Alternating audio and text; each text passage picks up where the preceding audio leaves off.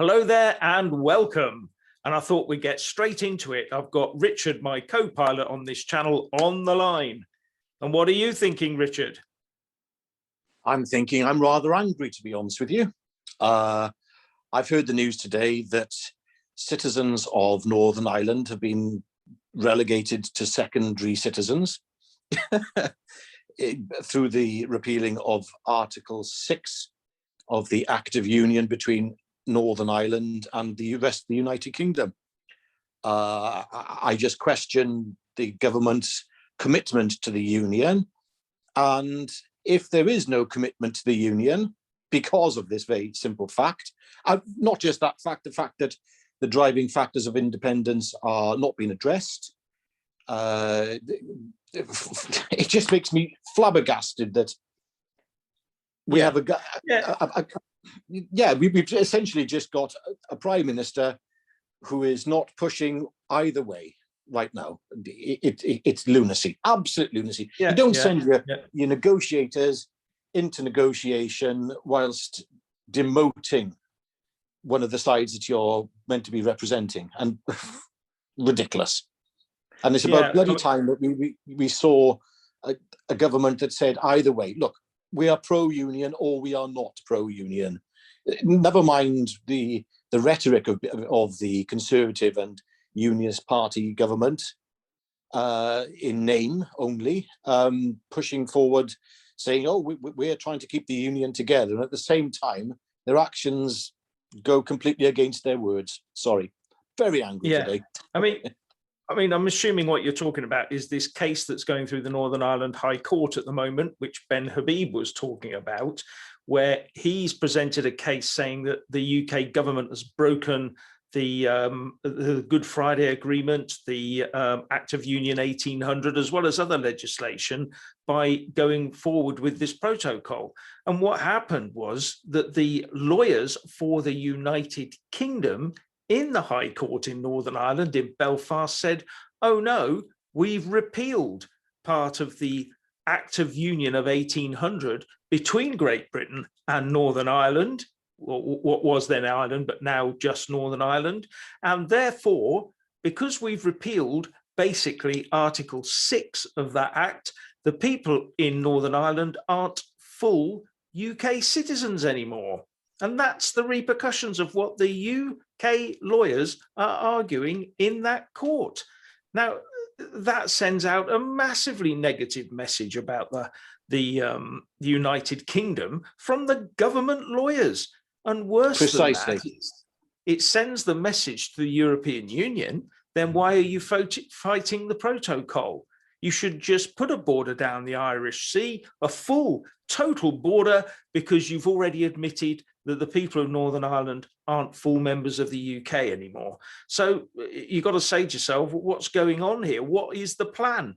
Is the plan just to suck it and see? Is this the way Boris does everything? Seems like it, doesn't it? That's why I'm angry. I mean, there's no vision being presented to the people of the United Kingdom for a cohesive United Kingdom. And if that is the policy of Boris Johnson's government, to just suck it and see, as you say, oh, we'll try this. How can the individual nations within the United Kingdom actually make any provision for the future? They can't. They can't. We don't actually know they don't actually know where they're standing.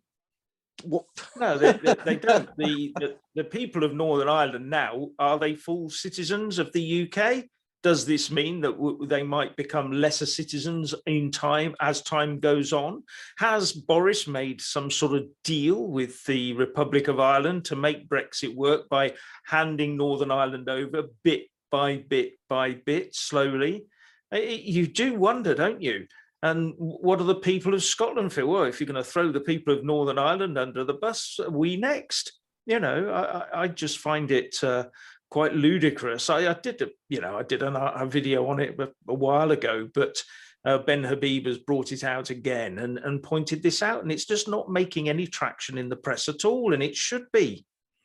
It's not just the press. I mean, where's the Labour Party? Where is the opposition to this?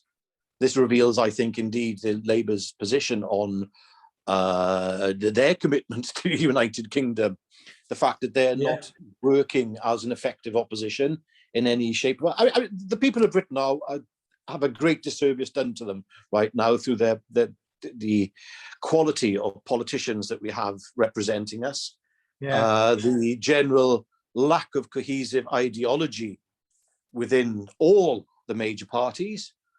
What are we left with? We're going to... It's crazy. Sorry. Yeah, no, I understand. It's just frustrating when, if you're going to say that we have a united kingdom, let's go for it and be a united kingdom. And instead of turning around and saying, well, we've repealed that bit of law.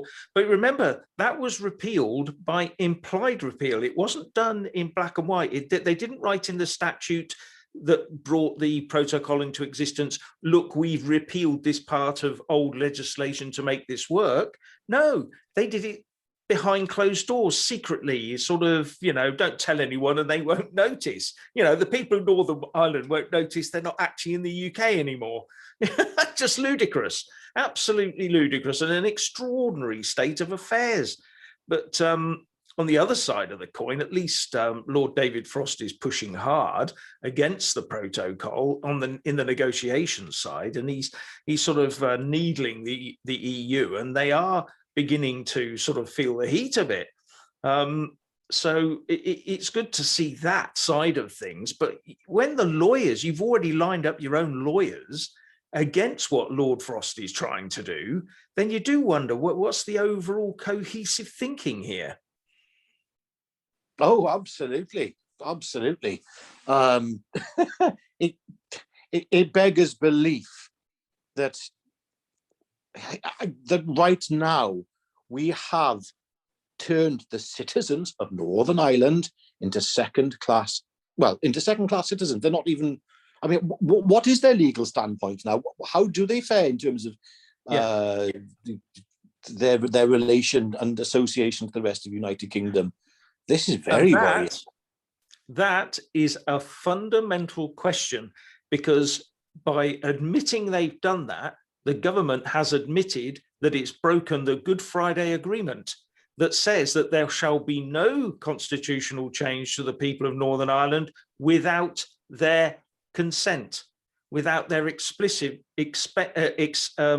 consent via a referendum or some other sort of plebiscite. They've got to actually vote for a change. So if they've done this via the back door, surely the court should actually say, actually, you're wrong. It hasn't done that because you've broken international law. The Good Friday Agreement is international law. It's a treaty between the United Kingdom and the Republic of Ireland to make sure that there was peace.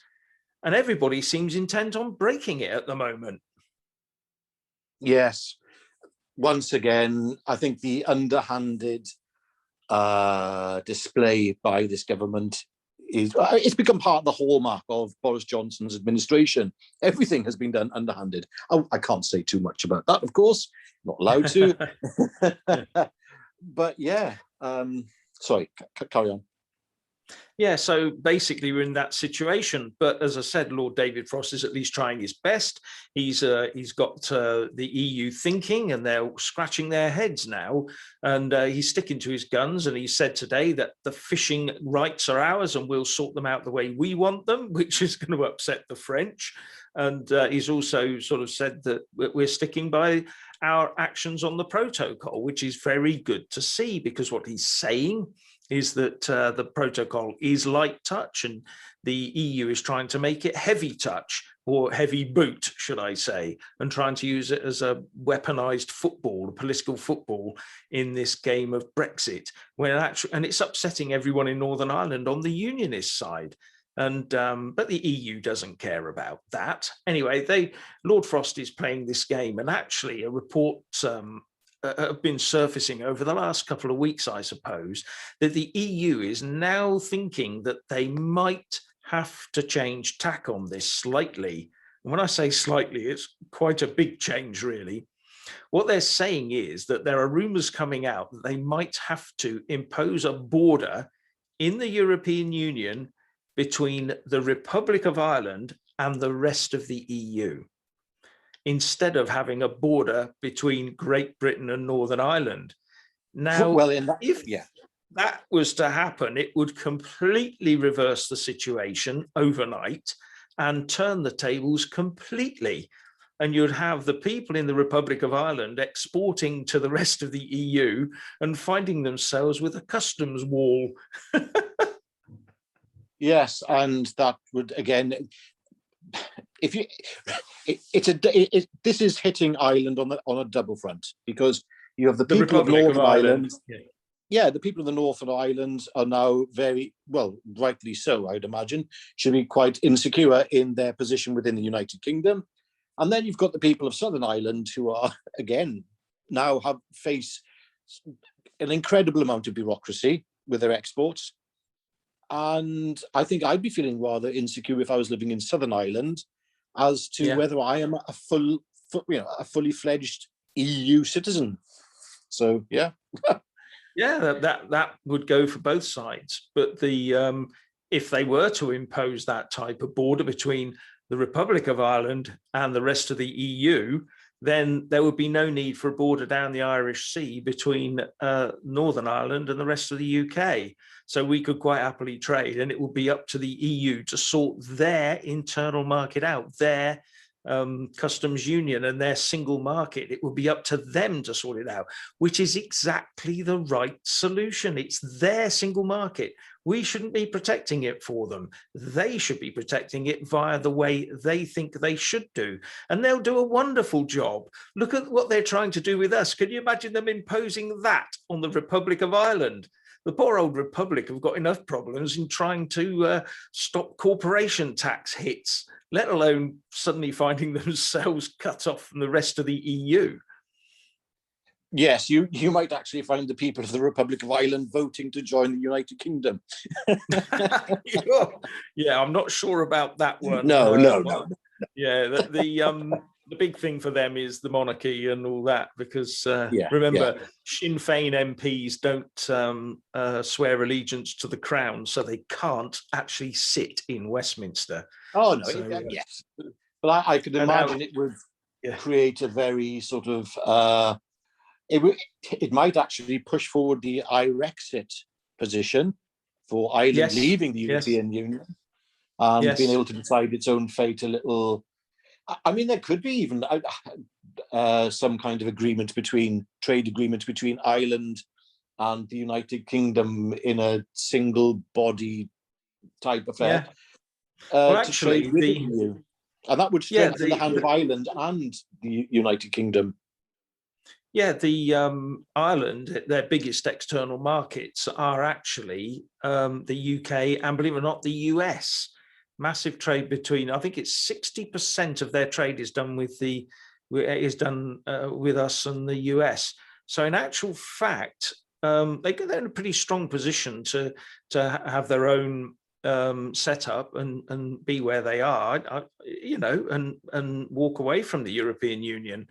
And that would be a good solution for us. I'll be honest, that'd be a great solution for the UK, because then we'd just sign a trade deal with them, and the US would probably be more amenable to that as well.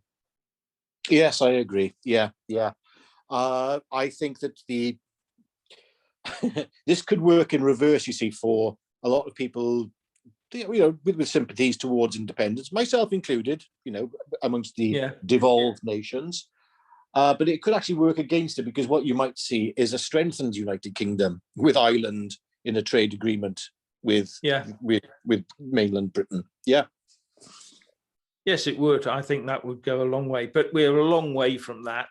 I say we're a long way from that because the plans would have to be made. But as I understand it, that solution to the Irish border was the EU's no-deal Brexit solution. If there'd been no deal, then they would have had to have dealt with the border.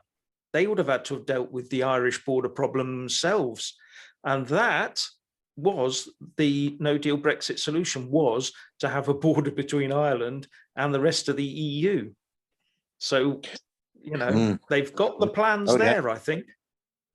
Yes, it makes you wonder if the EU is actually moving towards a no-deal position. Well, yeah. Yeah, but the trouble is that there is a deal there, but all the problems are hinging really around the Northern Ireland Protocol. And well, there's the appearance of a deal. I mean, what if the deal? Oh God, I suppose I'm just throwing hypotheticals in the air.